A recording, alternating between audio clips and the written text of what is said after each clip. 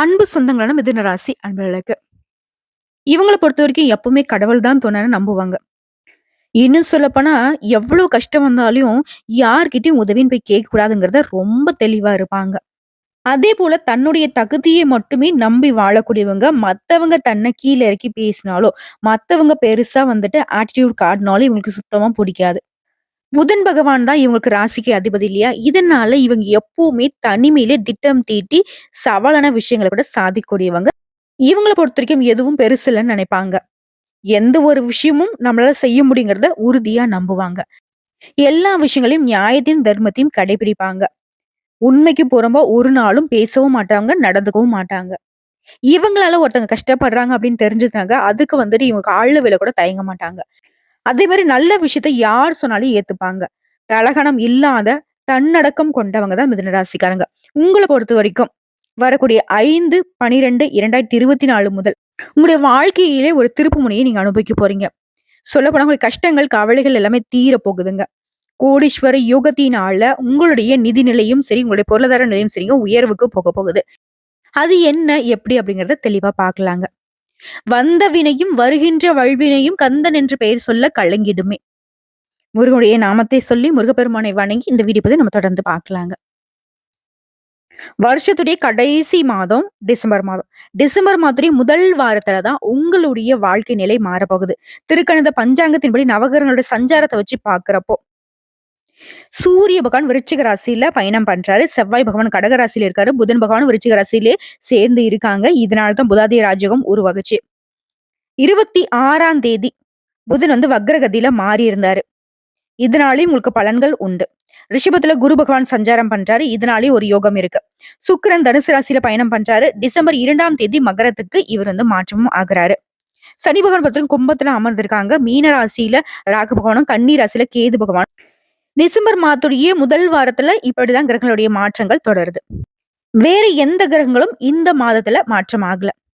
மிதுன ராசி பாக்குறதுக்கு என்னவோ வலுவில்லாத மாதிரி இருப்பாங்க. இவங்களுடைய புத்தியுடைய வலுவு வந்துட்டு யாராலையும் சமாளிக்க முடியாது.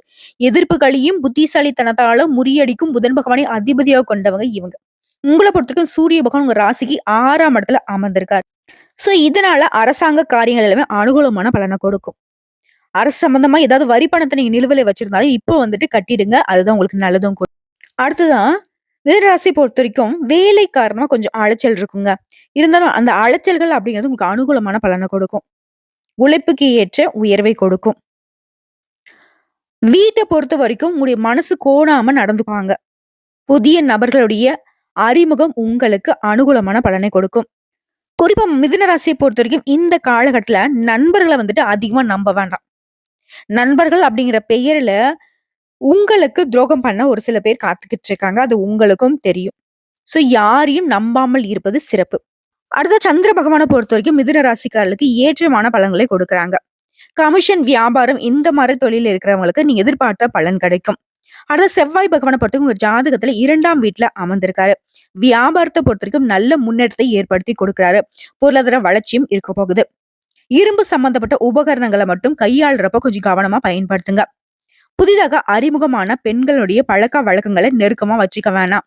ஆண்களா இருந்தாக்க பெண்கள் கிட்டயும் சரி, பெண்களா இருந்தீங்க ஆண்கள் கிட்டயும் ரொம்ப கவனமா இருக்கணும். ஏன்னா எதிர்பாலினத்தினால நீங்க சில சிக்கல்களை சந்திக்கிறதுக்கு வாய்ப்பு இருக்கு. அடுத்த புதன் பகவானை பொறுத்தவரைக்கும் ராசிக்கு 6ஆம் வீட்டுல அமர்ந்திருக்காரு. மத்த கிரகங்கள் கொஞ்சம் அப்படி இப்படி இருந்தாலும் இவரை பொறுத்த வரைக்கும் உங்களுக்கு பாராட்டு கிடைக்கும், பரிசு கிடைக்கும், லாபங்கள் அதிகமாக கிடைக்கும். தொழில் ரீதியா, பண ரீதியா எந்த ஒரு பிரச்சனையும் இல்லைங்க. நல்லா இருக்கு. ஆன்லைன் வர்த்தகங்கள் மூலமும் லாபம் உண்டு. சிம்பிளா ஒரு விஷயம் சொல்றேங்க. கோடீஸ்வரர் தான் நீங்க. இந்த காலகட்டத்த பொறுத்தவரைக்கும் நீங்க கோடீஸ்வரர் தான். ஏன்னா வருமானம் அப்படிங்கிறது எதிரிகளையே பிரமிக்க வைக்கக்கூடிய அளவுக்கு அதீத வருமானம் உண்டு.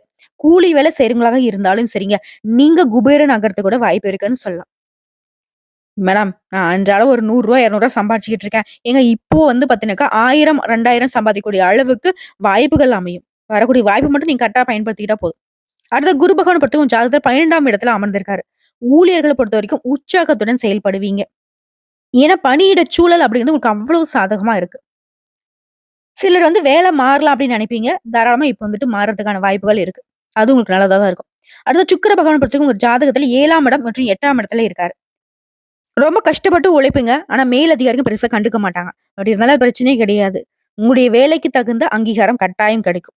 அது சனி பகவான பொறுத்தவரைக்கும் தொழில்காரகன் இல்லையா? இவரு உங்க ஜாதகத்துல 9ஆம் இடத்துல இருக்காரு. இவரால உறவுகள்ல சின்ன சின்ன சண்டை சச்சரவுகள் வரதுக்கு வாய்ப்பு இருக்கு. மருத்துவ செலவுகள் வரதுக்கு வாய்ப்பு இருக்கு. குறிப்பா அப்பாவின் உடல் ஆரோக்கியத்துல அக்கறை காட்டுங்க. அடுத்த ராகு பகவான பொறுத்தவரைக்கும் 10ஆம் இடத்துல இருக்காரு. நாடகம், சினிமா இந்த மாதிரியான துறைகள்ல வேலை பார்க்கிறவங்க ரொம்ப பிரகாசமா நீங்க வெளியில தெரிவதற்கான வாய்ப்புகள் கிடைக்கும். தொழில பொறுத்தவரைக்கும் முழுமையான கவனம் செலுத்துங்க.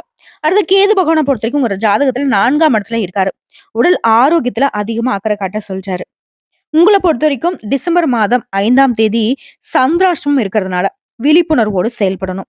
மேடம், என்ன மேடம் 5ஆம் தேதியிலிருந்து எங்களுக்கு நல்ல காலம்னு சொன்னீங்க. அன்னைக்கே சந்திராஷ்டமம் இருக்கு அப்டின்னாக்கா, அந்த ஒரு நாள் மட்டும் தாங்க. அதை தாண்டி தான் உங்களுக்கு எல்லாமே யோகமான காலகட்டமா தொடங்குது. குறிப்பா வருமானம் அதிகரிக்குங்க. எதிர்பாராத பணவரவு கிடைக்கிறதுக்கு வாய்ப்புகள் இருக்கு. நீண்ட நாட்களாக உங்கள வந்துட்டு வாட்டி வதக்கிக் கொண்டிருந்த உடல் உபாதைகள் இனி சரியாகும். செலவுகள் கட்டுக்குள்ள வரும். கணவன் மனைவிக்கிடையே அந்யோன்யம் அதிகரிக்கும்.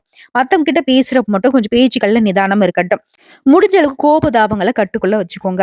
அதுவே உத்தியோக பணிகள் இருக்கிறவங்க அலுவலகத்துல சக பணியாளர்களை அனுசரிச்சு நடந்துக்கோங்க. உங்க வேலையில மட்டும் கவனம் செலுத்துவது ரொம்ப அவசியம். மேலும் இந்த காலகட்டத்தை பொறுத்தவரைக்கும் பதவி உயர்வு, ஊதிய உயர்வு நீங்க எதிர்பார்க்கலாங்க. அது சொந்தமா தொழில் செய்யக்கூடிய மிதுன ராசியை பொறுத்தவரைக்கும் வியாபாரத்துல சற்று கூடுதலாக உழைக்க வேண்டியிருக்கும். பற்று வரவு அப்படிங்கிறது தாராளமா கிடைக்குங்க. உங்ககிட்ட வேலை பார்க்கக்கூடிய பணியாளர்களுடைய ஒத்துழைப்பும் கிடைக்கும். அடுத்த குடும்பத்தை ஆளும் பெண்மணிகளுக்கு பிரச்சனை இல்லாத காலகட்டமா இருக்குதுங்க. அலுவலகத்துக்கு செல்லக்கூடிய பெண்மணிகளுக்கு நீங்க எதிர்பார்த்த சலுகைகள் கிடைக்கும். பணியிடச் சூழலும் உங்களுக்கு உற்சாகத்தை ஏற்படுத்துங்க. குறிப்பா மிதுன ராசியில இருக்கக்கூடிய மிருகசீரிஷ நட்சத்திரம் 3ஆம் பாதம், 4ஆம் பாதம், திருவாதிரை நட்சத்திரம், புனர்பூச நட்சத்திரம் 1ஆம் பாதம், 2ஆம் பாதம், 3ஆம் பாதம். இந்த நட்சத்திரங்களுடைய ஆட்சியை தான் நம்ம வந்துட்டு பொதுவா மிதுன ராசி சொல்லுவோம் இல்லையா? உங்கள பொறுத்தவரைக்கும் தன, வாக்கு, குடும்பஸ்தானத்துல செவ்வாய் பகவான் இருக்காரு. சுகஸ்தானத்துல கேது பகவானும், ரண, ருண, ரோகஸ்தானத்துல சூரிய பகவானும், அவர் கூடவே புதன் பகவான் வக்ரகதியிலும் இருக்காரு. கலத்திரஸ்தானத்துல சுக்கிர பகவான், பாக்கியஸ்தானத்துல சனி பகவான், தொழில்ஸ்தானத்துல ராக பகவான், அயன, சயன, போகஸ்தானத்துல குரு பகவான் வக்ரகதியிலும் இருக்காங்க. கிரக மாற்றம் பார்த்தோம்னாக்க வரக்கூடிய 3/12/2024 சுக்கிர பகவான் கலத்திரஸ்தானத்துல அஷ்டமஸ்தானத்துக்கு மாறுறாரு. இந்த நவகிரகங்களுடைய அமைப்பினால மனசுல தெளிவு உண்டாகும். முயற்சிகள்ல நீ எதிர்பார்த்த பலன் கிடைக்கும். கோர்ட்டு கேஸ் பிரச்சனைலாம் உங்களுக்கு சாதகமான தீர்ப்பு கிடைக்குங்க. குடும்பத்துல இருந்த மன வருத்தங்கள் நீங்கும். கணவன் மனைவிக்கிடையே இருந்த கருத்து வேறுபாடுகள் நீங்கி அந்யோன்யம் அதிகரிக்கும். வீண் பிரச்சனைகள் கூட உங்களை விட்டு விலகி ஓடும். முடிஞ்ச அளவுக்கு மிதுனம் வந்து இந்த காலகட்டத்துல மத்தவங்களுடைய விஷயத்த தலையிடாம இருங்க. உங்களுடைய பர்சனல் விஷயத்துல மத்தவங்களுடைய தலையீடு இல்லாம பாத்துக்கோங்க. வியாபாரத்தை பொறுத்தவரைக்கும் நீங்க எடுக்கக்கூடிய அனைத்து முயற்சிகளுமே வெற்றியை கொடுக்கும். உத்தியோகத்துல இருக்கிறவங்க நீங்க விரும்பிய இடத்திற்கு இடமாற்றம் கிடைக்கும். உழைப்பு அதிகரிக்கும், உயர்வு உண்டாகும். பணவரவு தாராளமா கிடைக்கும். ஒரு சிலருக்கு புதிய ஆர்டர்கள் கிடைக்கும். நீங்க எவ்வளவு அலைஞ்சாலும் சரி, அந்த அலைச்சலுக்கு தகுந்த வெற்றியும் தொடரும். பெண்களை பொறுத்தவரைக்கும் குழப்பங்கள் நீங்கி மனசுக்கு தெளிவு கிடைக்கும். கலைத்துறையில இருக்கிறவங்களுக்கு காரிய வெற்றிக்கு தேவையான உதவிகள் கிடைக்கும். அரசியல் துறையில இருக்கிறவங்களுக்கு வீண் விவகாரங்கள் விட்டு விலகி போகும். உங்களை தேடி பதவிகள் வருங்க. மாணவர்களை பொறுத்த வரைக்கும் முயற்சிகள்ல நீங்க எதிர்பார்த்த பலன் கிடைக்குங்க.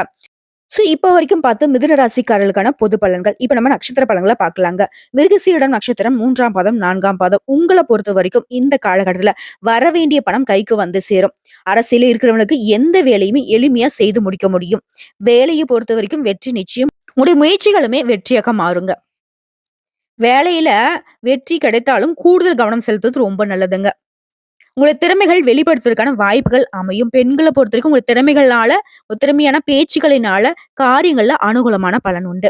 குறிப்பா பெண்களுக்கு சாதகமான காலகட்டம். உங்களுடைய தெளிவான சிந்தனைகளால எதையும் சாதிக்க முடியும். மேலும் இந்த காலகட்டத்தை பொறுத்தவரைக்கும் உறவுக்காரர்கள் வகையிலும், நண்பர்களுடைய வகையிலும் உதவிகள் கிடைக்குங்க. அடுத்து திருவாதிரை நட்சத்திரம். இந்த நட்சத்திரத்தை சேர்ந்தவங்கள்ல மாணவர்களுக்கு ஆசிரியருடைய உதவியினால பாடங்களை சந்தேகம் இல்லாம தெளிவா படிக்க முடியுங்க. மனசுல உற்சாகம் உண்டாகும். சமூகத்தை பொறுத்த வரைக்கும் அந்தஸ்து, அதிகாரம் கிடைக்க பெறுவீங்க. வேகத்தை விட்டு விவேகமாக செயல்படுவது வெற்றியை கொடுங்க. குடும்பத்தை பொறுத்த வரைக்கும் அதுல இருந்த குழப்பங்களும் சிக்கல்களும் தீருங்க. கணவன் மனைவிக்கிடையே அந்யோன்யம் அதிகரிக்கும். உடன்பிறப்புகள் மூலம் நன்மைகள் ஏற்படுங்க. பிள்ளைகளால உங்களுக்கு எதிர்காலம் குறித்த சிந்தனைகள் மேலோகுங்க.